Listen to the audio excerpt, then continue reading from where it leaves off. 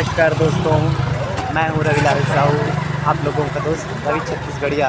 मैं आया हूँ आज अपने नगर पंचायत देवघर में और यहाँ शाम के समय मैं पहली बार आया हूँ, वैसे ज़्यादा घूमता नहीं हूँ और देख रहा हूँ कि यहाँ का नज़ारा बहुत ही खूबसूरत लग रहा है। ये हमारे सुरही नदी का ओवर ब्रिज है और मैं ठहरा हूँ अभी हमारे देवघर नगर पंचायत बस स्टैंड में और यहाँ पर काफ़ी चहल पहल भी है शहर के जैसे। और वैसे तो ये शहर भी बन गया है क्योंकि तहसील है तो। और मैं आया हूँ अभी यहीं बस स्टैंड के पास और मेरा भतीजा गया है प्रेमनाथ। यहाँ पर एक नाश्ते की दुकान पे क्या नाम है, कुछ पकोड़ा सेंटर वगैरह है, जहाँ पर परोसने वाला तो सिर्फ एक ही है, लेकिन उनके ग्राहक इतने सारे हैं कि परोसने वाला भैया जो है परोस नहीं पा रहा है अपना नाश्ता वगैरह। और ये यहाँ पर है बजरंगी इडली डोसा, यहाँ पर भीड़ बिल्कुल भी नहीं है।